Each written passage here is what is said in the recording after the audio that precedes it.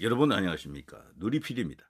자, 헌법재판소가 지금 9인 체제가 아니고요. 6명으로 지금 되어 있습니다.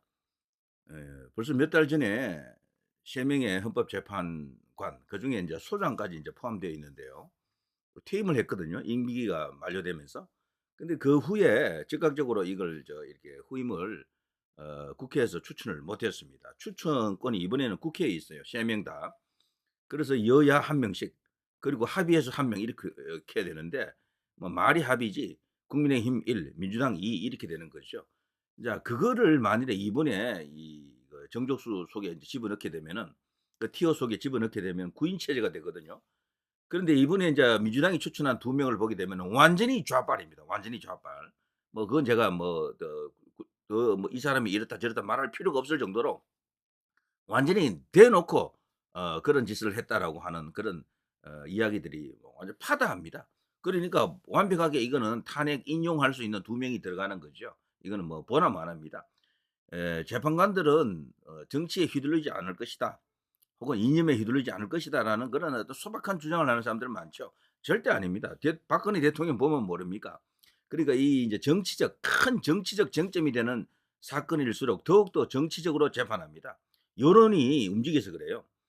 일반적인 재판은 여론이 거기에 들어가지 않습니다. 잘 알려져 있지 않기 때문에 그냥 소신껏 이렇게 재판을 할 수가 있어요. 그렇지만 비중이 큰 정치적 대형 사건일수록 이 재판관들은 자신의 소신과 양심, 뭐 법리에 따라서 재판한다기보다는 여론에 휩쓸리는 경향이 많아요. 그래서 여론 전쟁이라고 하지 않습니까? 너무도 많습니다, 이런 사례는. 그래서 뭐 너무 어떻게 보면은요. 순진한 생각이죠. 재판관들이 그렇게 정파에 휘둘려서 이 재판하면 안 되잖아요. 근데 그거 당연하죠. 안 되지만 그 말 자체가 아무 소용이 없다니까요. 그런 말은 의미가 없습니다. 대한민국 정치에서는 거대한 이게 전쟁이 지금 벌어지고 있는데 거기서 당위론을 설파하는 사람들은 사실 의미가 없다라는 걸 이제 아셔야 됩니다. 자, 지금 말이죠. 에, 헌법재판소가 현재 여기 대통령이 임명하게 되어 있습니다. 여기 보면요. 헌법재판소는 법관의 자격을 가진 9인의 재판관으로 구성한다. 재판관은 대통령이 임명한다. 이렇게 되어 있잖아요. 재판관은 대통령이 임명하는 겁니다. 어, 요거를 이제 조금 늘리게 되겠네. 자, 요 대통령이 임명한다라는 요 말을요 어떻게 이제 해석하느냐 이게 이제 굉장히 중요합니다. 요 6명 중에 추가로 인제 3 명이 들어가게 되면은 지금 6 표가 필요하거든요, 6 명이. 민주당은 지금 어떻게든 6 명을 확보하려고 지금 혈안이 되어 있습니다. 안간힘을 쓰고 있어요. 자, 이 가운데 문재인이 지명한 2 명, 이제 이 사람들 임기가 얼마 안 남았습니다. 내년 4 월이에요. 그리고 김명수가 지명한 2 명, 윤석열 대통령이 지명한 1 명, 조희대 대법원장이 지명한 1 명 요렇게 되어 있습니다. 이 가운데 이번에 정말 놀랍게도 주심 판사를 내부에서 이 소위 인제 이렇게 추첨을 했는데요. 아무도 모르는 상태로 이렇게 이름을 인제 적어 놓고 추첨을 합니다. 윤석열 대통령이 지명한 정영식 재판관이 주심 판사가 되었습니다. 주심 판사 권한이 막강합니다. 전체 그 판결을 좌지우지하는 그런 위치에 선다라고 합니다. 때문에 이것 때문에 지금 이재명 지지하는 개딸들 인터넷 커뮤니티인데 가 보면은 뭐 발칵입니다, 발칵. "이거 인제 다 된 밥에 코뿌리 무는 상황이 생겼다.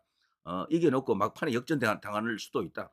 자신들이 이제 축구 경기를 치면은 한 2대0 정도로 이기고 있었는데 갑자기 인제 이런 일이 터지면서 3대2로 질 수도 있겠다, 이런 식이죠. 그런데 지금 국회에서 통과된 그것은요. 탄핵 소추를 할 수 있는 권한만 생긴 것이지 진짜는 여기거든요, 여기. 탄핵된 게 아니에요, 대통령은. 직무정지 상태일 뿐입니다. 자, 그걸 뒤집을 수 있는 아주 결정적인 계기가 자연스럽게 만들어졌습니다. 뭐 누가 일부러 그렇게 만든 것도 아니에요. 자기들끼리 추첨해서 정영식 이분이 됐으니까 이게 하늘의 뜻 아닙니까? 6분의 1 확률인데 왜 하필 또 이분이 됩니까? 기가 막힌 거지. 만일에 6인 체제로 가게 되면요.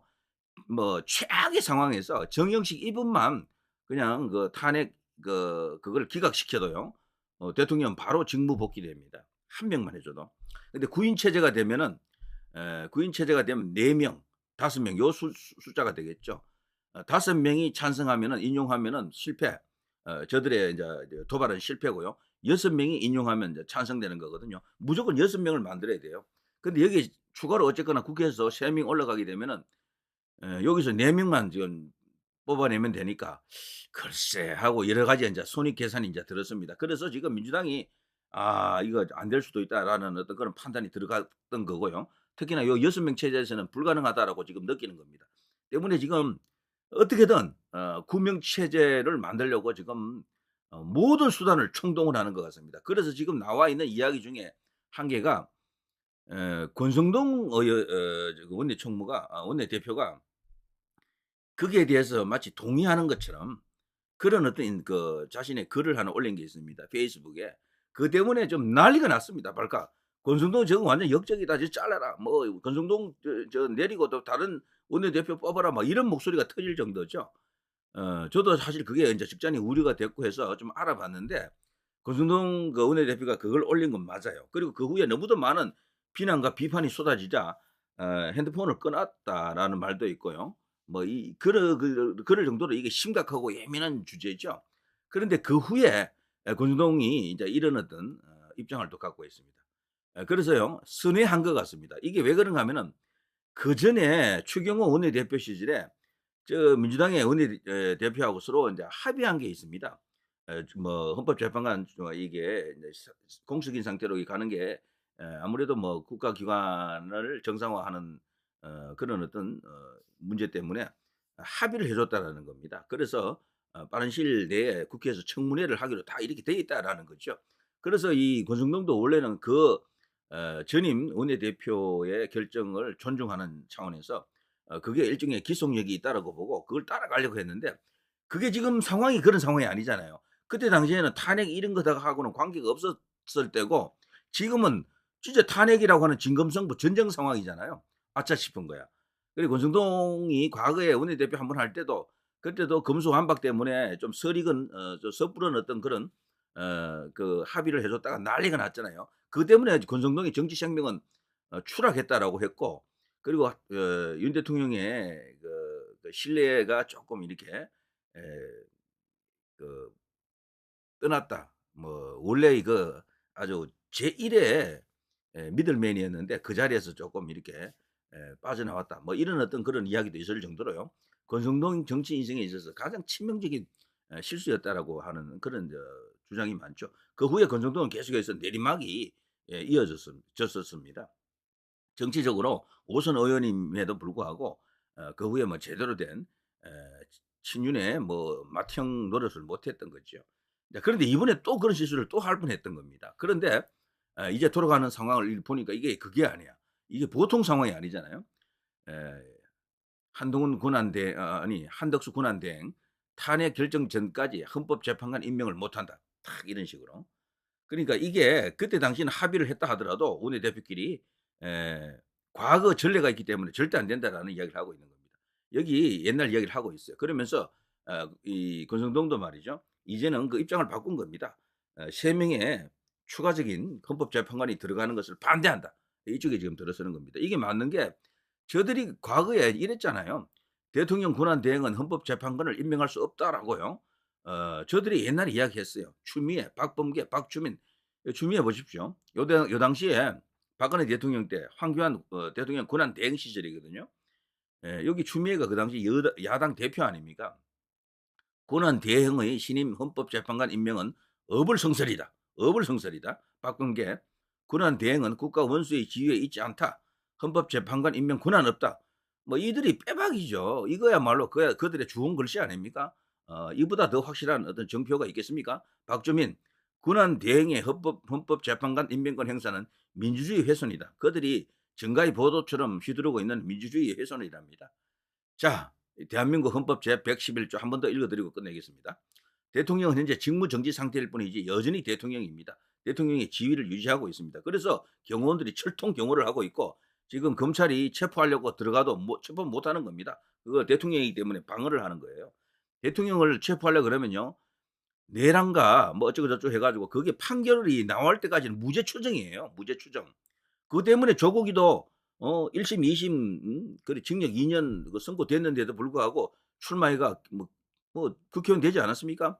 이재명은 또 어떻습니까? 1심에서 유죄 선고 나온 게 있잖아요. 공직선거법 같은 것은. 그거에 따르면 출마도 못하는 인간이야. 그런데도 무죄 추정을 해 주는 겁니다. 마찬가지로 대통령도 지금 아무런 재판을 받은 게 없어요. 여전히 대통령이고 무죄 추정입니다. 죄가 없다라고 봐야 돼요, 어쨌거나. 대한민국 헌법 111 조에는 헌법재판소는 법관의 자격을 가진 구인의 재판관으로 구성하며 재판관은 대통령이 임명한다. 한덕수는 대통령이 아니에요. 군한 대행에게 이런 자격이 있다라고 저들이 이미 예전에 벌써 결정을 했잖아요. 우린 그걸 따라간다라는 겁니다. 헌법재판소의 장은 국회의 동의를 얻어 재판관 중에서 대통령이 임명한다. 자, 어떻습니까? 지금 헌법재판소장도 지금 공석이에요. 거기도 지금 대행 체제인데요. 이런 모든 게 기가 막힌 구도입니다. 저는 윤 대통령이 이런 것을 읽고 이번에 이 탄핵을 유도했다라고 봅니다. 일종의 들어와 같은 상황이죠. 제가 어제 영상에서 적벽대전 이야기를 하면서요. 제갈공명이 화공을 펼치기 전에 유인을 하잖아요. 유인책을 하잖아요. 화공 한 방으로 완전 다 뒤집어 엎어버리죠. 그 대반격 카드가 대통령에게는 있습니다. 그래서 유인책을 구사했다라고 봅니다. 그 유인책을 구사할 때는 이런 헌법재판소의 배경까지도 다 고려했다. 그야말로 기가 막힌 오랫동안 갈고 다듬은 그런 대통령 나름의 대승부수다 이런 생각이 듭니다. 이거 이제 뒤늦게 저쪽 애들이 알고요. 정말 뒤집어집니다. 특히 언론도 지금 조금씩 몸살이는 느낌이 듭니다. 이거 자칫하다가는 내란이 아니라 대통령이 그 원대 복귀하게 되면 그 후에 일어날 일 한번 생각해 보십시오. 발칵발칵 난리 났다 이런 것들이 엄청나게 터질 것으로 생각이 됩니다. 대역전이 기다리고 있습니다.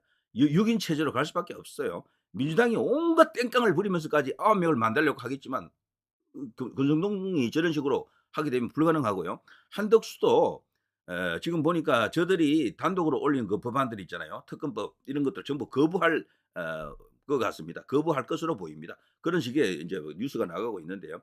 그분도 만만치 않아요. 약간 부드러운 듯해도요. 꺾이는 분이 아니에요, 그분이. 그리고 윤 대통령과 결국은 이심전심으로 통할 것이다. 결국에는 임명 안 하면 끝이죠. 그리고 한덕수가 만일 임명한다 손 치더라도 그거 자체가 위헌 시비에 휘말리면서 또다시 붕괴될 가능성이 큽니다. 바로 즉각적으로 또 그게 위헌 심판 청구를 하겠죠, 국민의힘에서. 그래서 민주당이 원래 구상했던 탄핵은요. 실패할 가능성이 굉장히 커졌고 이재명이 원래 원했던 건 탄핵이 아니에요. 왜냐하면 헌법재판소 구성을 딱 보면은 6인 체제에서는 6명 다 그거 인용해야 되는데 어렵잖아요. 안 될 것 같아라고 본인이 느꼈을 거야. 그런데도 분위기가 갑자기 이렇게 달아오른 거예요. 그거는 바로 윤 대통령이 계엄 아닌 계엄이죠. 계엄 같은 계엄이죠. 말만 계엄, 무늬만 계엄을 딱 이렇게 선포했던 겁니다. 할 수 없이 저들이 탄핵을 하지 않으면 안 될수록 탄핵을 유도했던 탄핵을 하지 않고는 안 될 그런 상황을 의도적으로 조성했다라고도 볼 수 있는 그런 걸로 보입니다. 정말 그야말로 대단한 승부사였다. 이런 생각이 듭니다. 승부사라고 하는 것은 목숨을 걸고 하는 거죠. 잘못되면 나도 죽을 수 있다 이러는 거죠. 그런데도 대역전을 할 가능성이 커졌다. 모든 정황이 대통령이 막판에 뒤집기가 한판 기다리고 있다는 것을 예고하고 있습니다. 대단합니다. 자, 누리 PD 김준이었습니다.